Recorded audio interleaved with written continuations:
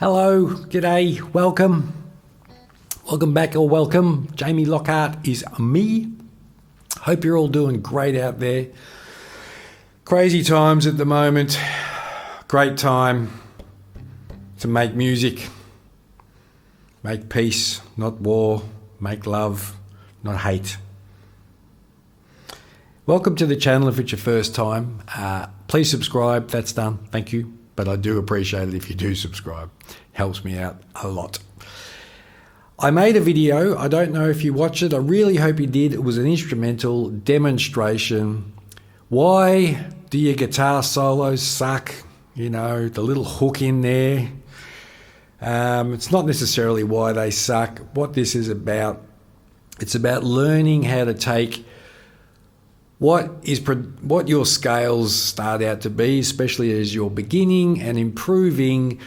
You want to start putting some juice into those scales, turning them into solos, turning them into solos that aren't just literally scales played fast, slow, and in between. They have expression, they have depth, they have passion.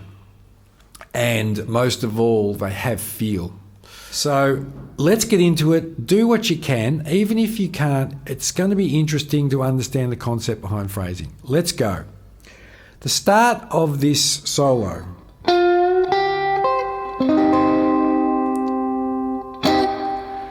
Now, what I'm doing here is I've taken my standard C minor bar chord.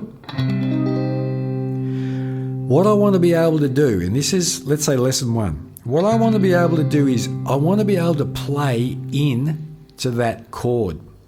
Now, I'm not going to be able to hold that bar chord structure like that to play into it. And this is what I mean by playing into it, as I just demonstrated.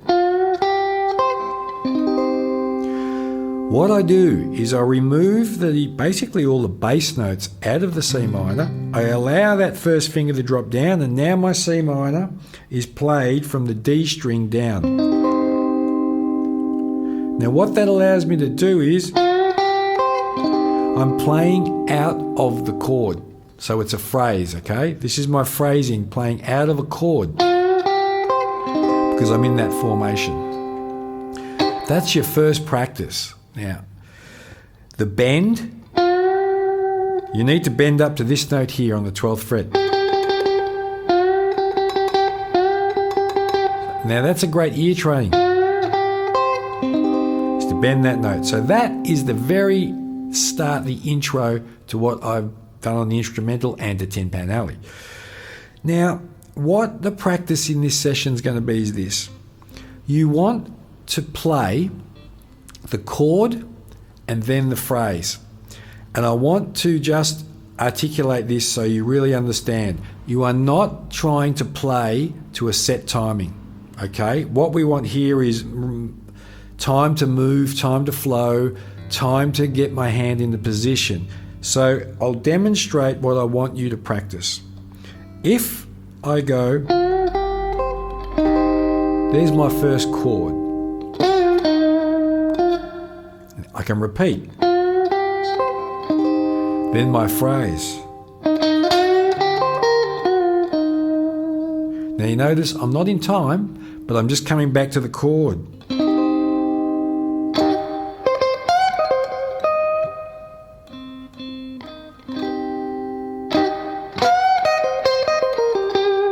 Chord change. Let's say we go up to the F sharp, F minor, play the phrase, back to the chord,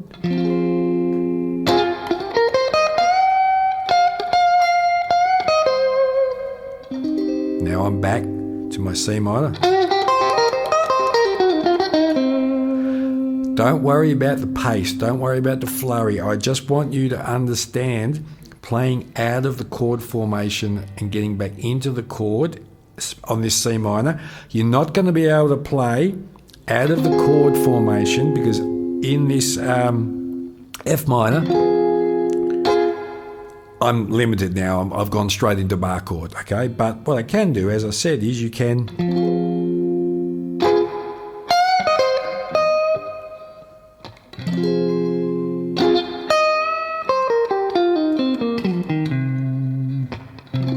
Now I'm into my C minor. Coming to my turnaround.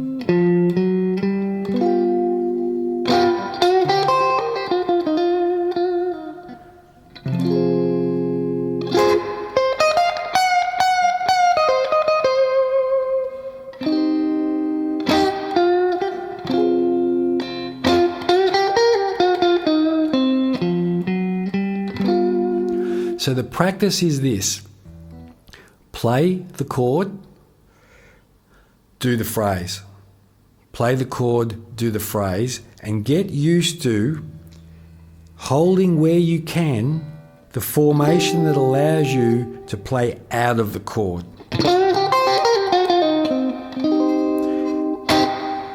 First part of the phrasing solo session we're doing. Second part is this.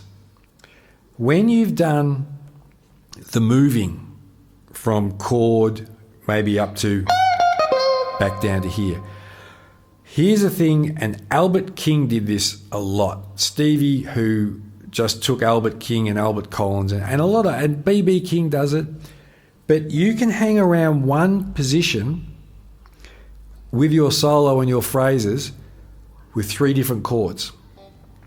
Now, if I come up to this here, and now for you beginners, this would be what would be the D minor shape down here. I move it up here, where my first finger is on the 11th fret, same formation. It's now the C minor. Okay, so obviously in there you've got to have the notes that you want, and the pattern that you'll, for you advanced guitarists,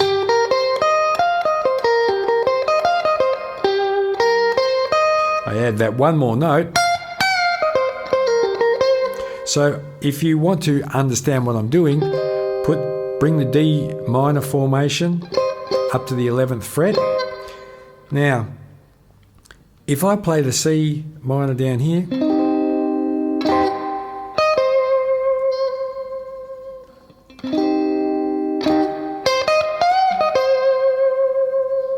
still in C minor,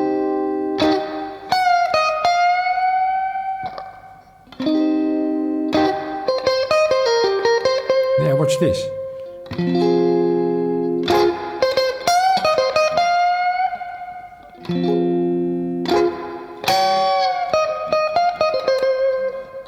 C minor.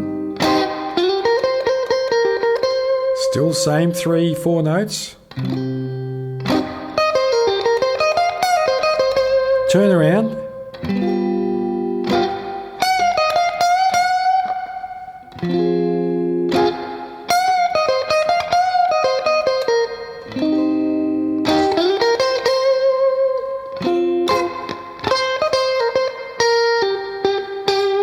So you can stay, and that's a great practice, because what this is doing is, this is all about feel, okay?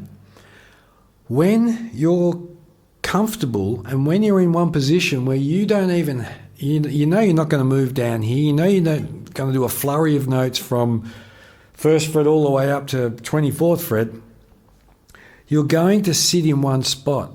And this is a great way to articulate your phrasing, because you don't want to think when you're playing solos, right? This is where you want to get to an end result. When you get up there with your guitar playing and you're competent, what you want to be doing is, you don't want to be thinking about what notes you're going to play, because that's what happens when you see Stevie Ray with the great guitarists. When I'm playing, I'm not thinking, I have no idea what notes I'm going to play until a split second before the time to play them comes.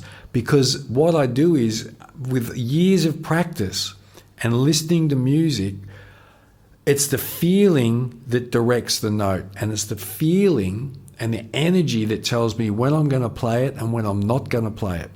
So this is what's in this practice. Yes, let's say there's 2 sides to this practice. One is the mechanical, and the thinking. Okay, where do I need to be? I'm getting used to playing around this area. How do I bend? Once you know all of that, and for you experienced guitarists out there, what you want to do is you want to wait for the music and for the feeling to tell you when you're going to hit that note.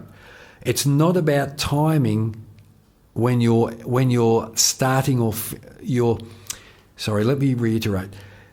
It's not about being on a certain beat or an offbeat about when you execute the note. It's got nothing to do with that now. And that's what blues is. What it's about is this. I can play this.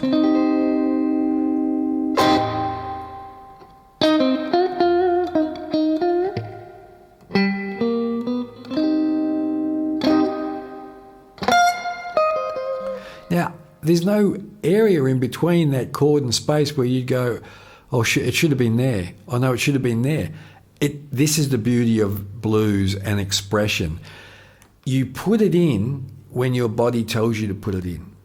Now, it comes with practice, because what it is really is it's unconscious muscle memory connected to feeling, and you've got to trust that. So it's intuition, feeling, and it is all the knowledge that you learnt about your scale so you don't have to think. And that's where we want to get with our playing. We do not want to be thinking when we're playing live, when we're playing in the studio. You want to enjoy your playing and be completely free, because that's the idea of artistic expression. It's freedom. It's for you. Yes, it's for your audience, but it's for you first and foremost. So I want you to practice in your playing. Play a chord, play a phrase.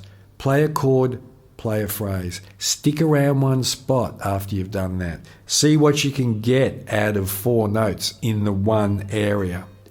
That's going to be the practice. Hope that was insightful. Please leave in the comments anything that you might not have understood, anything you'd like to go over. And yeah, please let me know what you're hearing in my playing, because I'd be really interested. Take care. I'll see you next time. Keep strumming. Bye-bye.